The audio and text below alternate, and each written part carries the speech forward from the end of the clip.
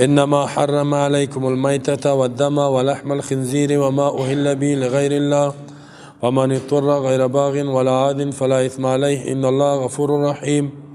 حالا الله محرمات بیان میکنه.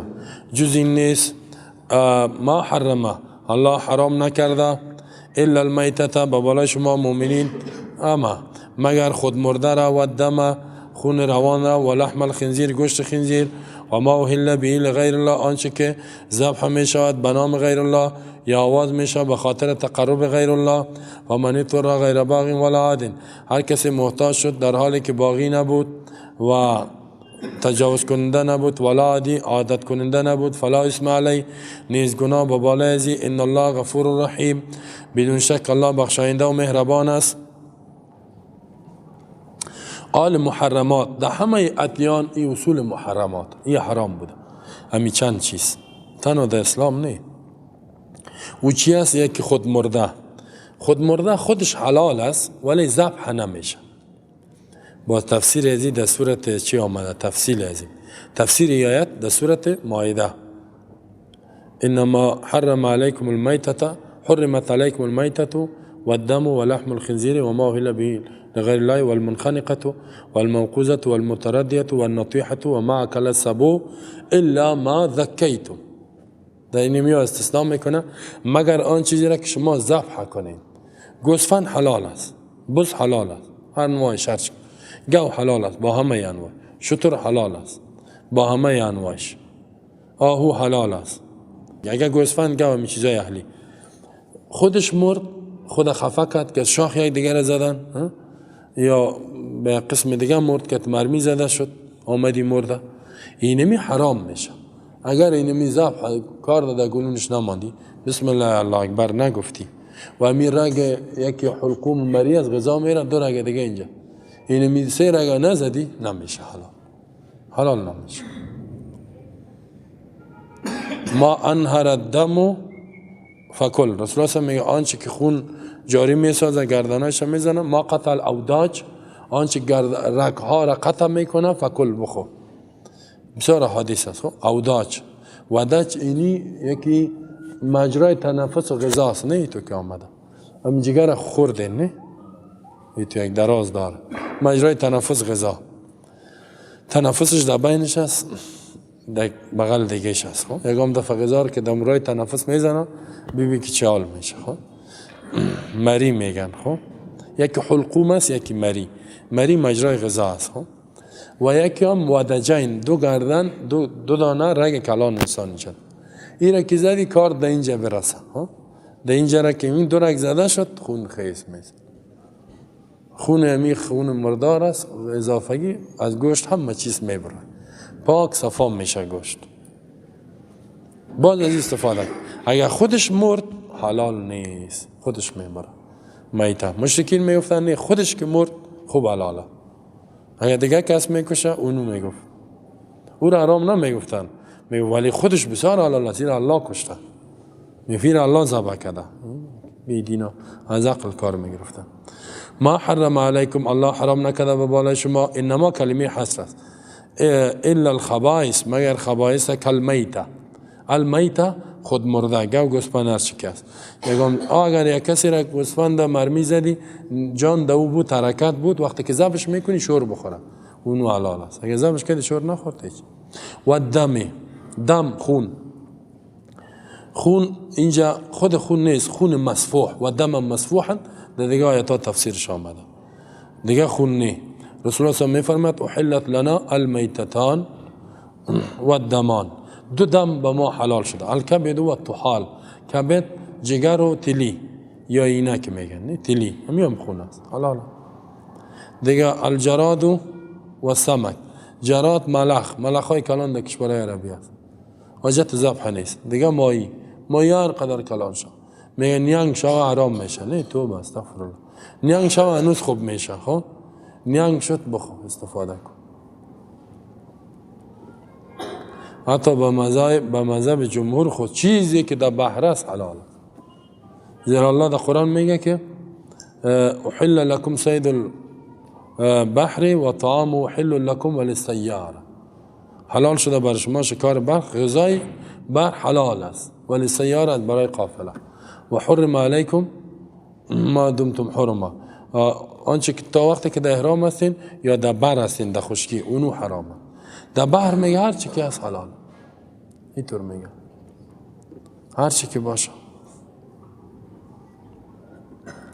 طافی مذهب حنفی میگه کدام ماهی مرده بود اونجا تو چرخک زده آمد، اون میگه حلال نیست. نه دیگه رسول الله صلی الله میگه که آنچه که در بحر است، حدیث صحیح است که والحل میتته، میته خود مردهش حلال است. طافی نگفتم، اونا دیگه شاید احتیاط کرده باشن، چی کرده باشن، مجتهد است، انسان اجتهاد میکنه، ولی دلیلی طرف قوی است. خب پنجل پاویش است، بحر است، پنجل پاو دیگه چیست، سنگ بقیش است، هر چی که است. خب در بحری باشه، در خشکی زندگی نکنه. حتی میگه خنزیرشان باشه. خب بحری که قرآن میگه مطلق گفته حلال و استثناء نامده. اگه خنزیر باشه بحری، خیون خوک باشه بحری، هر چی که باشه بحری باشه، مار باشه، هر چی که باشه کلش حلال. خب طبیعتم نمیشه، گپ جداست. میگه گنجدم ها باشه، گنجدمش هم باشه، هر چی که باشه. و دم دیگه، دم خونی که جاری میشه، خون جاری اونمو از گوشت اینا. و لحم الخنزیر، گوشت خنزیر. خب گوشت خنزیر ایرا تماما اجزایش میگن حرامه، گوشتش، پوستش، حتی میگن امی چیزش که است چی میگن، امی پشم ازینی، موی ازی را میگن من حیث تار هم استفاده نمیشه، من حیث تار که چیز کتش بودوزی.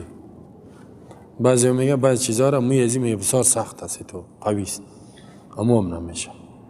خنزیر کل اجزایش حرام، به خاطر که دوس هستی. خب دوس الله بعد میبره، دوس الله ما شما را دوسی نجات بده. خب یکم تا خودش میره دوسی را با پیسه میخره، نه نمی کشورهای اروپایی میره خدا میکشه، پیسه میته بده تابعیتا، تابعیت چی را میگیری؟ در اونجا که بود اختیارات میره. و لحم الخنزیر و ما اهل به لغیر الله، دیگه آنچه که ذبح میشود، آنچه که ذبح میشود با آن لغیر الله، به خاطر تقرب غیر الله یا به خاطر بغیر اسم الله. مشرکین که بودن میگفتن ذبح که میکردن میگفتن بسم الله والعزى، الله گفت به نام الله که ذبح نشه حرام میشه. و کلوا مما ذکر اسم الله علیه ان کنتم بآیات مؤمنین، بخورین آنچه که نام الله یاد میشه. ولا تاکلوا مما لم یذکر اسم الله علیه، نخورین آنچه که نام الله به او یاد نشه. راجع قول امیست که اگر نام الله در وقت ذبح گرفته نشه خورده نمیشه. ده اختلاف است، اگر فراموش شد چطور؟ اکثر میگه فراموش شد و خیره، اگر قصدن باشد میگه حرام میشه، فراموشی نه. ولی ابن عثیمین میگه اگر فراموش هم شد، مفتی سعودی است میگه حرام میشه. یک گاو میگه که فراموش کرد حرامش کو، با دیگه فکر خدا میگیره. بعد بسم الله، زیرا قرآن میگه ولا تاکلوا مما لم یذکر اسم الله علیه، نام الله گرفته نشد خو نخورید. و کلوا مما ذکر اسم الله علیه، بخورین آنچه که نام الله گرفته میشه، ان کنتم بآیاته مؤمنین. این در سوره انعام است، پس آن ان شاء الله ما شما اون را میخوانیم. اینا به نام الله ذبح میکردن. الله میگه آنچه که ذبح شود به غیر اسم الله نخورید. کلمه ما عام است، خب این را مفسرین به خاطر عادت مشرکین خاص کردن. ما میگه عبارت است عام است، هر آنچه که است، یعنی دلش گاو گوسفند باشه، گوشت باشه، یا پول باشه، پیسه باشه، برنج باشه، لوبیا باشه، نخود باشه، گندم جو جواری باشه، گندم جو جواری، برنج 100 سیر برنج آوردم دینمی قزیارت 100 سیر برنج میاره، نه یک 50 سیر روغن آوردم. اگر که از این که میبینی عام است، اما مفسرین ما را میگه که ذبیحه یعنی گاو گوسفند اینا اوهل را که به معنای احلال به معنای چی را میگه؟ حلال به معنای آواز کردن میگه. خود حلال مهتاب میگه، عادت عربایی بود وقتی که مهتاب میدیدن نو که میشد میگه مهتاب نو شده، نامش حلال مانده شد. خب یا اصل آواز میگه، اینا میگن اوهل، میگن ذبح، امو حیوانی که ذبح میشود بهی میگه با معنای علاس علیه، با بالای ازی، لغیر الله لام میگن به معنای با است، اسم میگن اینجا محذوف است، پس تو میشه که به غیر اسم الله و نمو حیوانی که ذبح شود به غیر نام الله حرامه. اینا تو تخصیص کردن، ولی اینقدر تخصیص محققین قبول نداره. میگن نه، ما دیگر روایت ها داریم قسمی که لفظ قرآن عام است همینطور است. ما هر آن چیزی که باز دوم احادیث ما داریم که هدف از ما چی است؟ همی حیوان است. اوهلا به معنی ازی ذبح شود لغیر الله لتقرب غیر الله. عایشه رضی الله عنها روایت است، میگه اگر یک کسی یک گوسفند خوب متوجه ما با ذبح کرد یک گوسفند، ولی پیش یک قبر یا به می خاطر که ما به این نزدیک شم یا به پیر نزدیک شم، پیش پای حاجی میکنه که به این تقرب حاصل کنه، یا پیش یک پیر یا پیش یک قبر، اگر که نام الله را بگیره حلال نمیشه، زیرا این جد به خاطر نظر غیر الله این کار کرده. میگه گاو گوسفند که بسم الله اکبر هم بگوی حلال نمیشه، ذبحش هم کنه نمیشه، به خاطر که نظر غیر الله شد و نظر غیر الله شرک است. این دو و این هم روایت های سیوم روایت عامتر است از که و ما ذبیحه نیست، هر آنچه پیسه باشد گندم برنج باشد اوهل آواز شود بهی بونمو گندم اینا در وقت صدقه و اینا لغیر الله لتقرب غیر الله، بخاطر تقرب غیر الله. مثلا یک کسی میره یک روپه را در میشای دو شمشیره ولی میپرتا، یک روپه، 10 روپه، 100 روپه، چرا میپرتا؟ که ما به این نزدیک شوم. نه اگر این خود نان نمیخوره، حالا خود مرده، نان میخوره، پلاو میخوره، تو بر از پیسه انداخته رایستی، صدی را میپرتن، هزاری را میپرتن، نه برنج میارن، حالا چرا برنج اینجا آوردی؟ میگه باش که همی ایشانا و همیا هم مجاورین بخوره. پس انما حرم علیکم المیته، حرام شدن بالا شما میته، دم، گوشت خنزیر و ما اوهله، دیگه آنچه که آواز میشد به خاطر تقرب غیر الله، نزدیک شدن به غیر الله، پیسه است، لباس است، برنج است، نخود، لوبیا، هر چی که است، به خاطر غیر الله که آواز شد که این نظر فلانی صاحب، خلاص دیگه نخوری. اگر برنج هم است گوشت نیست نخور، اگر شیرچای هم است نخوری، شیرچای میتن نه همین نظرهای غیر الله، چای بوردار است نخور، خرماست نخوری، ایرا تقرب غیر الله، نزدیک به غیر الله شد به خاطر که ما به او برسم. او که میگه به نام فلانی هدفش است که از طرف فلانی، این توست این از طرف فلانی صحیح است یا ثوابش به فلانی برسه صحیح است. اما اگر میگه که را میکنم که به این مرده نزدیک شوم یا به اینی باز فرق میکنم به نام ما که مردم های ما شما است یکی دیگر ها فرق میکنم، مردم ما شما تو هدفش نیست، میگه از طرف هزی. ما پرسان کردیم یک دوتا شخص، گفتم به نام فلان چی معنا؟ گفت یعنی از طرف فلانی. ولی بعض دیگر است که او را بگویی که به نام چی معنا، میگه یعنی که به او برسیم ما، اینی باز در شرک داخل میشه. نیت است، نه انما الاعمال بالنیات. فمن اضطر غیر باغ، فمن اضطر، هر کسی که را مجبور که ضرورت به یک چیزی از محرمات محتاج شد. اضطرار چی را میگه؟ اضطراری را میگه که حالت اضطرار که اگر انسان این را استفاده نکنه میموره، اینطوری که گشنه شدی خلاص شروع کنی میموری، مرگ است. مرگ تعدیدت میکنه، گوشت خنزیر است دیگه چیز نیست، یا اونموجه خنزیر ها دینیم داشت است دیگه چیز نیست، نان هم نیست، اونم خنزیر ذبح کو، گوشتش پخته کو ولی به اندازه بخور. بسیار نه که بگوی بیا که حالت اضطرار میشه خوب خود اسیر کنیم، اینطور نکنی به اندازه که برسیده یک جای. یا مار است، انسان با مار ضرورت پیدا، سگ از دیگه چیز نیست، مجبور شدی اون سگ از ذبح می، سگ هم ذبح کردن.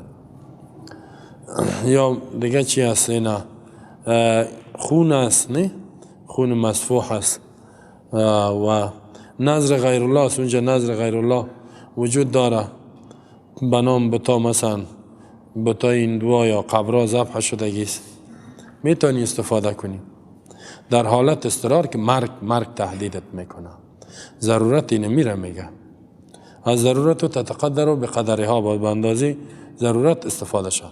غیر باغی نباشد یعنی سعی کننده در فساد نباشد، باغی از امو حد تجاوز نکند، به اندازه استفاده. عادی نباشد، عادی هم مقدار حاجت زیاد استفاده نکند، به ما اندازه حاجت استفاده کنه. اگر که در غیر باغ نادن میگم تا دیگه هم گفتن میگه باغی نباشه، یعنی یادم برای دزد و اینا نه، برای فساد سفر نکرده باشه یک جای. اگر به فساد میکرده باشد، سارق باشه و رازن باشه، برای از او حلال نیست. امام شافعی میگه، ولی او نظر قوی نیست. فلا اسم علیه نیست، گناه با بالای ازی، یعنی عقوبت نیست در خوردن. ان الله غفور رحیم، بدون شک الله بخشاینده و مهربان است. یعنی الله می بخشه می تو آدمایی که محتاج شدن و رحم میکنه. این نشانه رحمتش است که محرمات در وقت ضرورت چی کرده؟ الله حلال کرده. محرم چیزی که حرامه در حالت ضرورت این نیست که مرگ تهدیدت میکنه. مثلا یک جای هستی آب نیست، شراب است، نه آب نیست، با ما اندازه شراب بخوری که تا یک جای برسید، این جایز میشه. حرام است، آب نیست، شراب است. اینجا تو نکنی که بگوی بیا که اینو میال پیداش کردیم. خب ببینیم نشه از چه قسم است.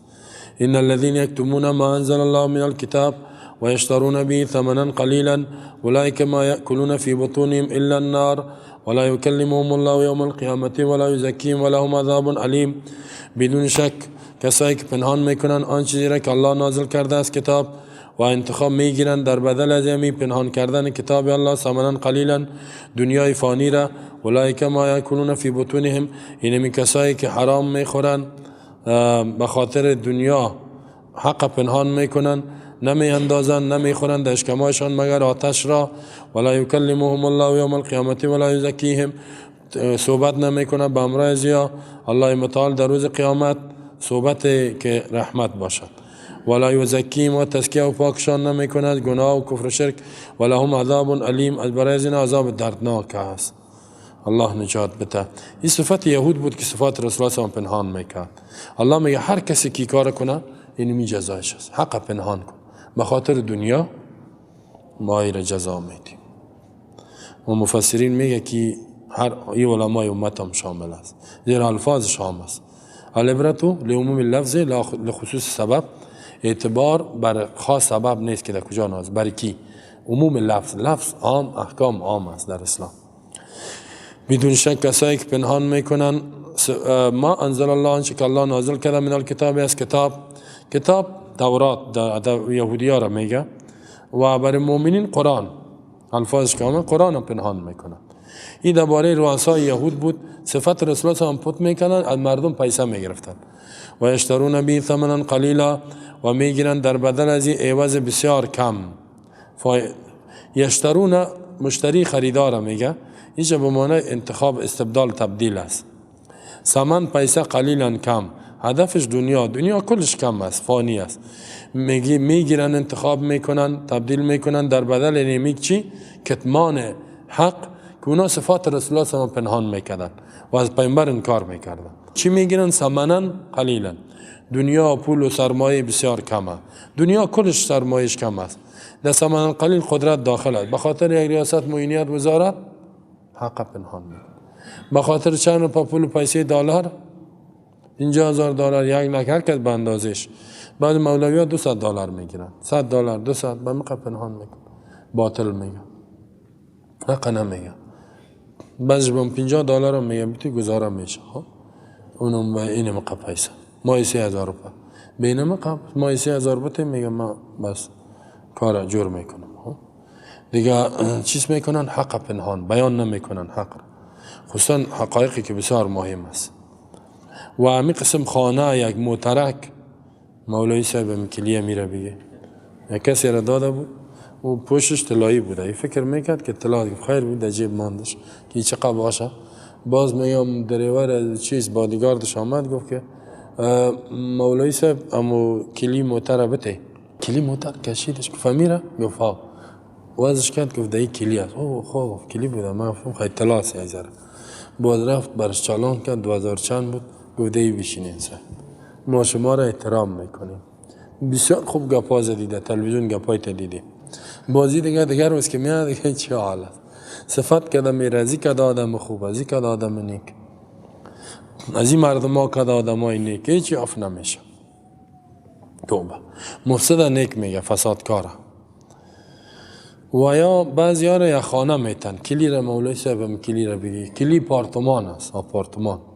خب بر ما داده شد، بسیار لطف کردین، بسیار مهربانی. و این بینم قیگب کلی فتنه عملی شده رئیس فعلا. بعضی را کلی آپارتمان هم میتن، بعضی کلی موتر هم میتن، بعضی را پول و پیسه میتن، بعضی را قدرت میتن، بعضی را نمیتن.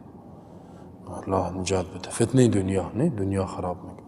رسول الله صلی الله علیه و فتق الدنیا، دنیای حرام خدا نجات بده. دنیای حرام. اولئک ما یاکلون فی بطونهم الا النار، الله اینا را تقبیح میکند.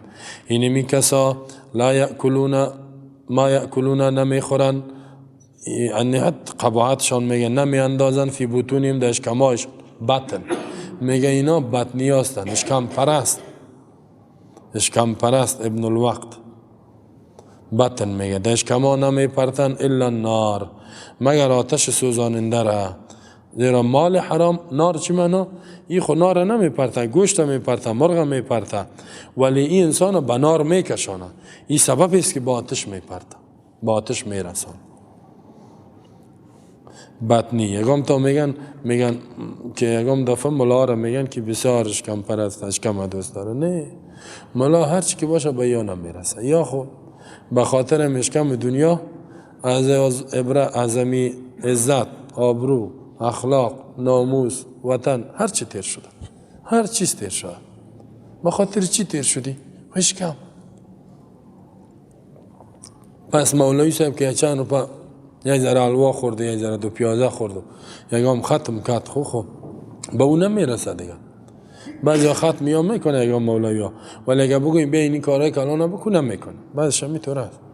اینا لیا میگن که حالا مولوی صاحب شما بسیار امی دو پیازه را دوست دارین، حلوا را دوست دارین، یکم تا می کلانا خنده میکنن و شما کده ندارن اینا دو. یا شما خب بخی به خاطرش کم کل چیز فروختین، همه چیز دادین. ما یاکلون، نمی اندازند اشکمای خدا مگر آتش را. آتش است، این پیسه نیست. میگه ولا یکلمهم الله یوم القیامه، سخن نمیگه الله به امر از اینا در روز قیامت. کدام سخن؟ سخنی که الله راضی شود. سخن غضب است.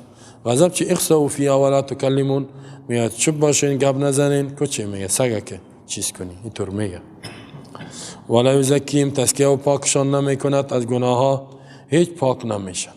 یعنی توفیق الله برشان نمیده. هیچ خطرناک است. الله نجات بده. ولهم عذاب علیم، از برای از این عذاب درناک است که جهنم است. اولئک الذین اشتروا الضلالة بالهدى والعذاب بالمغفرة فما اصبرهم علی النار، اینمی کسا انتخاب کردن گمراهی را در بدل هدایت، والعذاب بالمغفرة، عذاب گرفتن در بدل مغفرت، بخشش. فما اصبرهم علی النار، تعجب از چه چیز اینا را صبرناک ساختگی با آتش. چه چیز است که برای اینا صبر آتش بتا؟ این در آتش صبر نمیشه.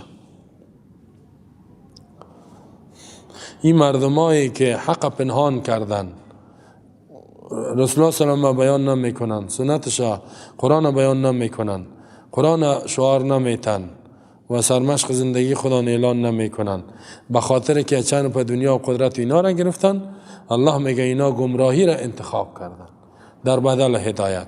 هدایت قرآن، پیامبر، دعوتگرا است. ایرا مان دلالت و بیدینی را گرفت.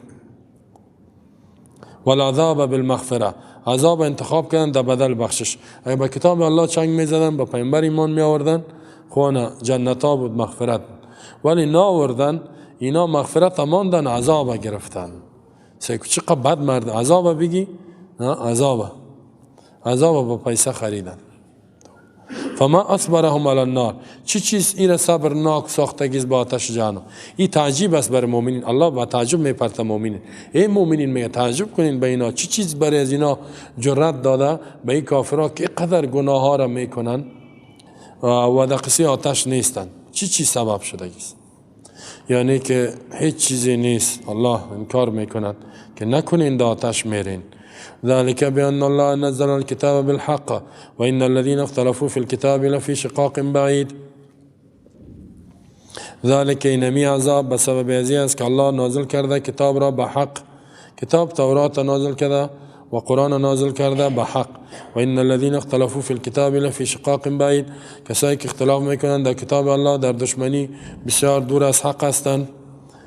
ذلك بأن الله نزل الكتاب بالحق. ذلك می عذاب درناک به سبب عزیز که الله نازل کرده کتاب را. بعضی میگه هدف از کتاب تورات از یهود تقبیح میکنه. تورات به حق روان کرده بود که شما تابعداری کنین، شما نکردین تابعداری، کافر باقی مانده. و بعضی میگن قرآن هم شامل است. قرآن الله نازل کرده به خاطر حق، اظهار حقی ظاهر شود بر مردم، راستیش بیان شود و مطابق از زندگی شود. اینا چی کردن؟ اینا کتمان کردن و تحریف کردن. و این الذين اختلفوا في الكتاب، کسایی که اختلاف کردن در کتاب به سبب چی؟ تأویل و تحریف، تغییر دادن معنا را یا لفظ. لفی شقاق بعید، در یک دشمنی و اختلاف دور از حق و صواب است که موجب اشد العذاب میشه، سخت‌ترین عذاب میشه. یکم تا که از خودشون در کتاب اختلاف پیدا میکنن، این طور است، او طور است، به خاطر چند روپیه پیسه که باش بر ما پیسه بیاد اختلافات جور میکنن. خب فواید ازی امی بود که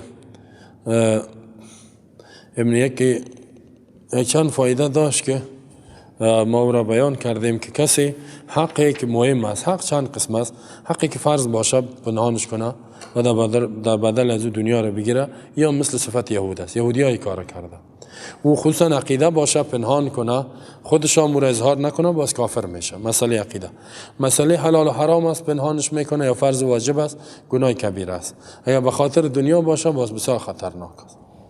یکی به این خاطر است که میگه اگه من اینی گپ بگویم کشته میشم، ولی گپ در جامعه دیگرها میگن، این بگوی نگوید در جامعه گفته میشه. ایگام گپایی است که این را در مصیبت میپرده، به خاطر که ما میفهمه که اگر بگویم کشته میشم، یقین داره، بازی اگر نگویم گپی نیست. کسی پرسانش که بگوی نمیفهم، در حالی که موضوع بیان میشه. اگر در جای هیچ کس بیان نکنه باز باید بیان کنه، حق را باید بیان کنه.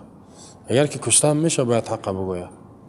ليس البر أن تولوا وجوهكم قبل المشرق والمغرب ولكن البر من آمن بالله واليوم الآخر والملائكة والكتاب والنبيين وآتى المال على حبه ذوي القربى واليتامى والمساكين وابن السبيل والسائلين وفي الرقاب وأقام الصلاة وآتى الزكاة والموفون بعهدهم إذا عاهدوا والصابرين في البأساء والضراء وحين البأس أولئك الذين صدقوا وأولئك هم المتقون.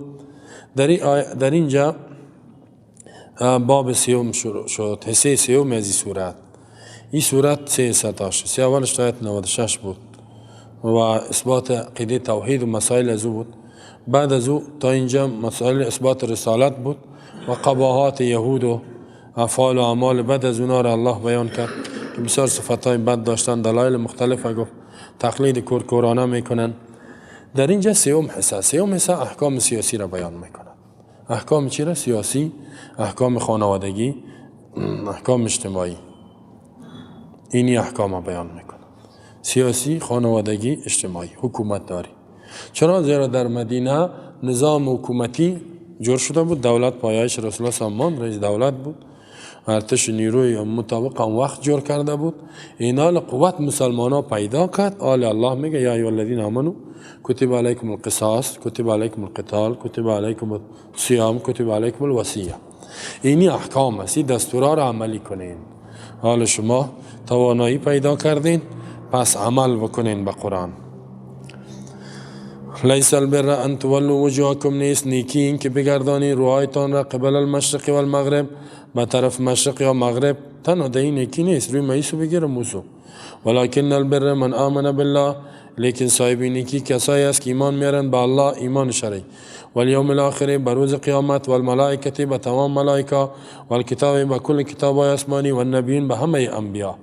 و آتى المال على حبه ذوی القربى والیتامی، میدهد مال خود را با محبتی که با این مال دارد، ذوی القربى خویشاوندان را، والیتامی یتیمان را، والمساکین مسکینان را، و ابن السبیل مسافر را، والسائلین سوال کنندان را، و فی الرقاب، به خاطر آزاد کردن بندیا دهی را مصرف میکنه، یا غلام نیست، بندی است.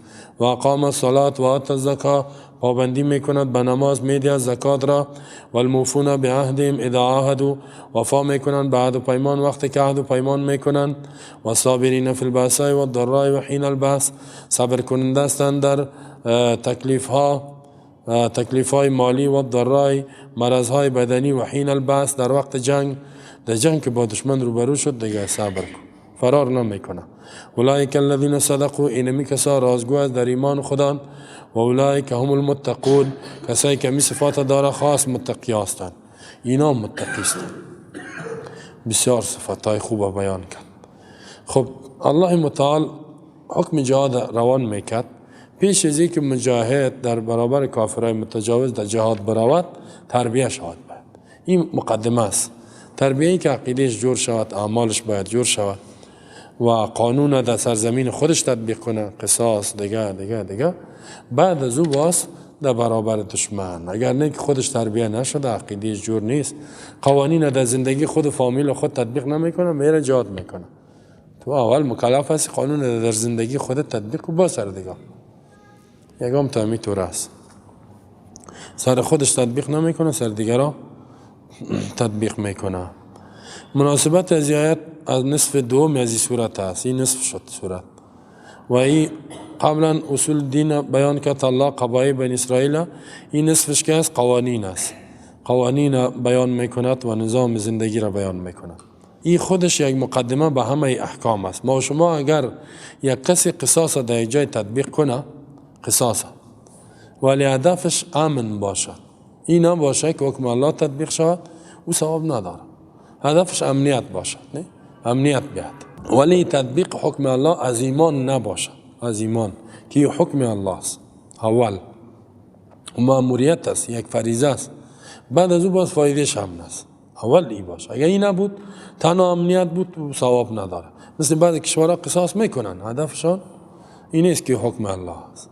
به خاطر امنیت، به خاطر که اگه دشمنای خود گپ شد و نه سر اعدامش کنه، باز میگه که ما به خاطر امن مملکتی کار کردیم. حتی با کافران میگن چرا شما قصاص میکنید؟ میگن به خاطر امنیت میکنیم، به این خاطر نه که در قرآن است. خب میگن ما گفتیم به این خاطر که قرآن تطبیق میکنید. نه میگن شما ور خطا نشین، به او خاطر نیست. لیس البر ان تولوا، یعنی لیس بر نیکی را میگه، بر انسان نیک میگه، بر فرق، بر عمل میگه، بر خود انسان میگه، انسان نیکوکار، انسانی که احسان میکنه. مثلا در صفت الله بر آمده انه هو البر الرحیم، بدون شک الله بر الرحیم، احسان کننده است، رحمت دهنده است. بر صفت ذات است، بر صفت عمل است. نیست نیکی اینجا اصل رد به بالا یهودی ها میکنند.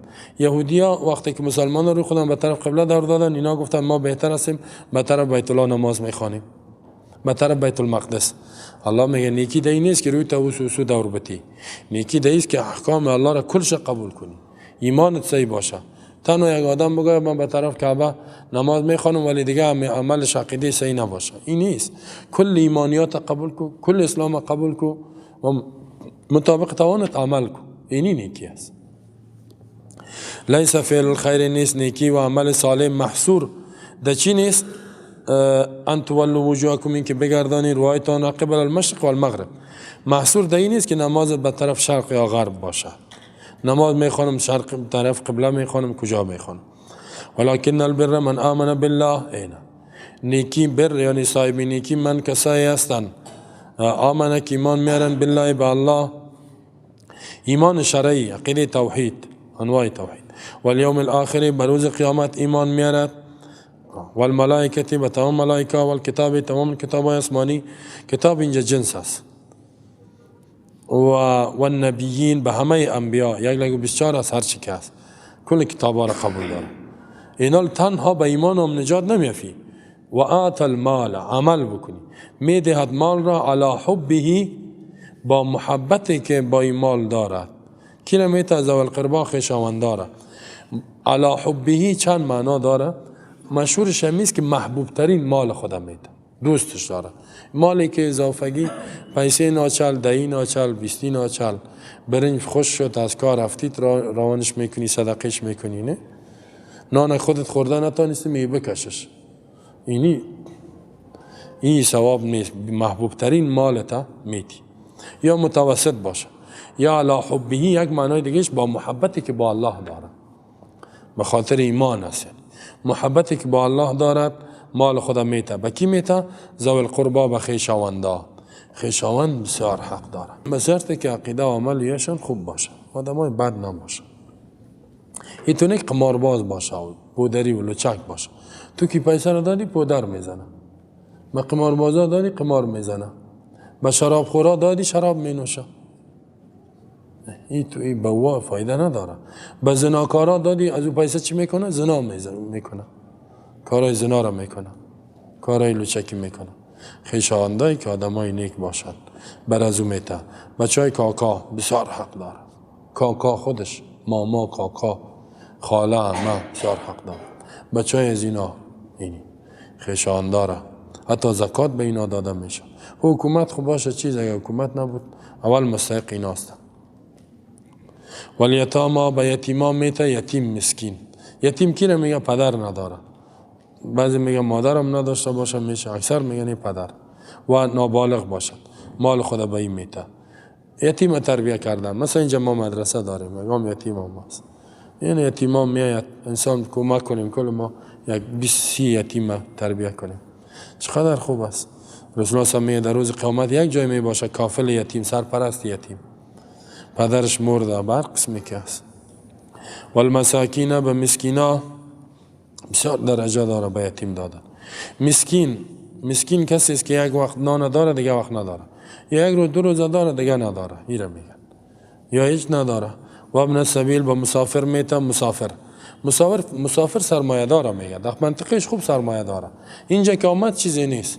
البته مسافرها سابقی تو بود که از یک ولایت میامد دیگه ولایت هتل چیز نبود، در اونجا میه مردم باید ایره میمانی کنن، نان بده، 1 روزه 2 روزه تا 3 روزه است میمانیش کنن، بعد از صدقه است. یا در مسجد میره میگه نان بریم، مردم باید ببره برش.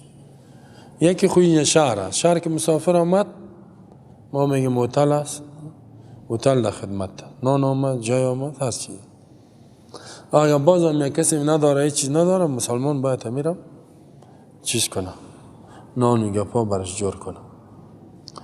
و سائلین، سوال کننده ها سوال میکنه، بته 1 روپیه، بته 10 روپیه، بته 1000 میگه بته.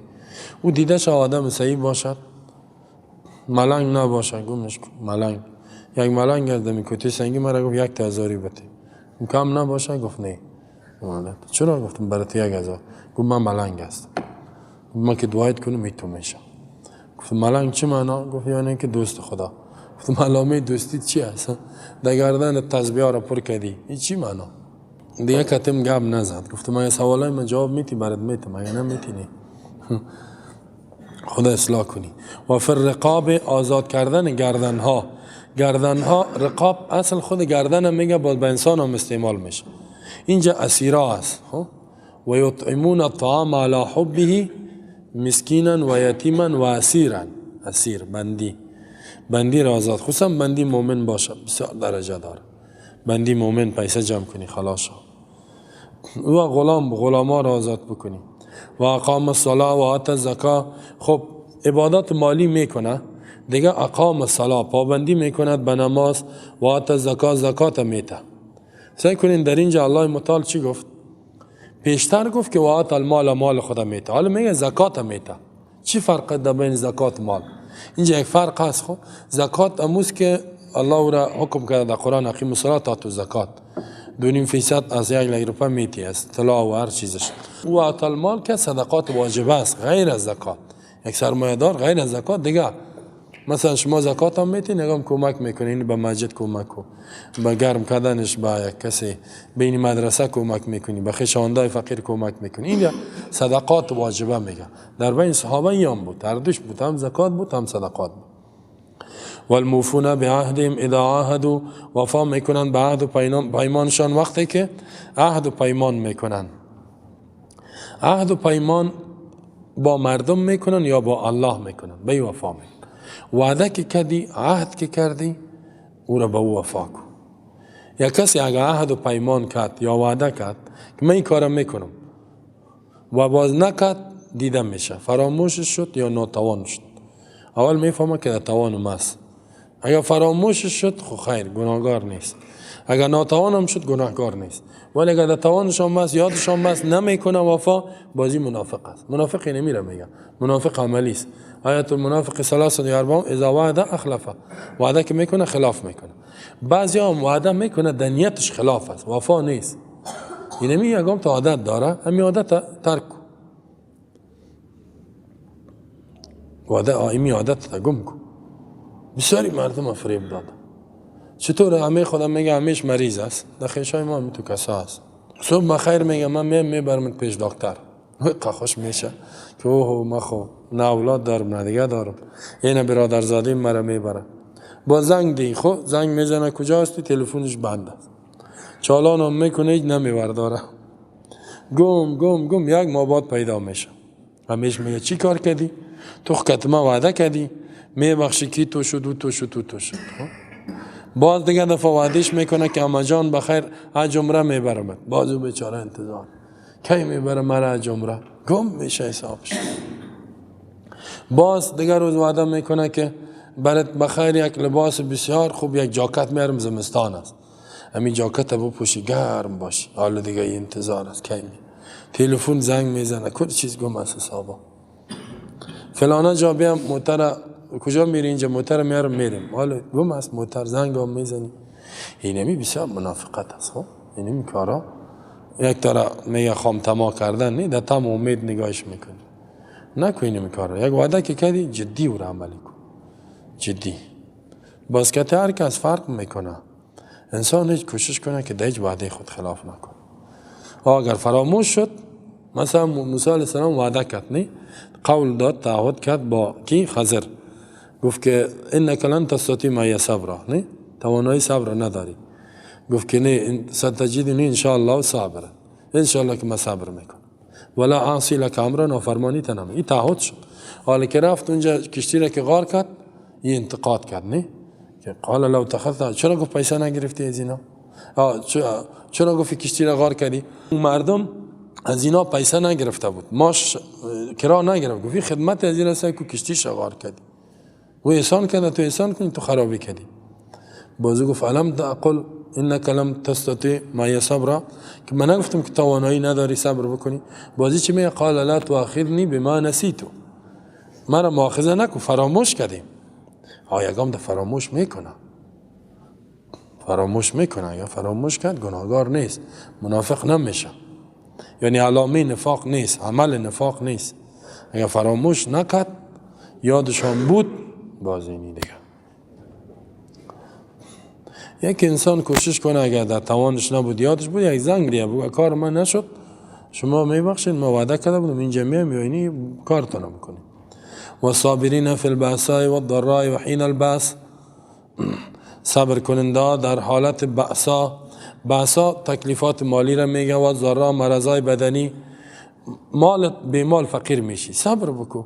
یکم تا را ببینیم بیچاره مشکلات مالی میاد، وظیفه حلال پیدا نمیشه، وظیفه حرام است، صبر بکنه. سختی از ضراء مرض میاد، مرض میگه چه حال است، مرض در جان ما جای گرفته، هیچ دیگه جایی نمیره. نه این میشه صبر بکن، مرض از جانب الله، دعا کرده برو. و حین البأس، در وقت جنگ در جهاد که رفتی وش کرده باشی. قرآن باز در سورة انفال میگه که یا ایها الذین آمنو، ای مؤمنین، اذا لقیتم الذین کفروا، وقتی که با کافرها روبرو شید در جنگ، فلا تولوهم الادبار، پشت نگردن. و من یولهم یومئذ دبره فقد باء بغضب من الله، هر که پشت گشتان در غضب الله گرفتار شد، گناه کبیره، پشت زده شدی خطرناک. اونجا دیگه مگر الا متحرفا لقتال او متحیزا، مگر جنگ تاکتیکی است، میزنی باز خداییسو میکشی که 5 دور بخوری، نه اینی خیر. یا میری دو جماعت دیگه باز میای. اگر می تو تاکتیکی عقب نشینی کردی که با دور بخوری، گناهگار نمیشی. کسی که مرمی زدت، خب هر پشت مرمی خوردن تو نیست که تو بگوی والا در پشت ازی خورده نچوم، چی گپ شد، شهید شد نشد. اینجا دو حالت استثناء کرد، الله میفهمه با حالتش. کی پشت عقب نشینی کرد فرار کرد به خاطر ازی که جنگ چریکی سوسو میره پس میه، یا ای که به این خاطر که تازی یک جای خدا میکنه، چی گپ بوده؟ دیگه یک گپ دیگه هم از اینجا میگه یک نفر با یک انسان مؤمن با دو کافر زیاد شد میتونه خدا بکشه. الان خفف الله عنکم. اول یک نفر با 10 بود، حالا 2 دانه زیاد شد میتونه خدا بکشه. الله کس لا یکلف الله نفسا الا وسعها، به اندازه توانش چی میکنه. دیگه اگه هم علم نداشته باشه فقط بره میگه ولد مردار شدی، از پشت خورده، باید در سینه‌اش میخورد. میگه پشت مهدر طرف بخوره گپی نداره. و حین البعث، در وقت جنگ، صبر واقعا در وقت جنگ بسیار، در وقت فقر هم سخت است. فقیر باشینی همیشه مثلا زر لوبیا و نخود و چای تلخ و این چیزا نی بسیار وضعش خراب میکنه. کلگی میگه پلاو خورده رایش مدد چه حال است. و مریضی هم 1 ماه 1 سال 2 سال 3 سال بعضی را خراب میکنه، 10 سال 20 سال. در وقت جنگ هم صبر بسیار قوت میخواه، ایمان میخواه. اولئک الذین صدقوا، این من کسایی که ایمان دارن. ارکان ایمان اینجا 5 بیان شد. مال هم مصرف میکنن، زکات، نماز، به عهد و پیمان با الله مردم کرده وفا میکنه، در تکلیفات صبر میکنه. اینا راستگو هستند در ایمانشان، در ایمان، در عمل واقعا مسلمان. و اولئک هم المتقون، و اینا کس متقی هستند، یعنی کاملین در تقوا، تقوایشان کامل است. اینا متقی را میگه. متقی ما و شما کسی 500 دانه تسبیح را سبحان الله گفته میره، این کارا را هیچ نکنه، میگه متقی نه. متقی نه کلی کارا را میکنه.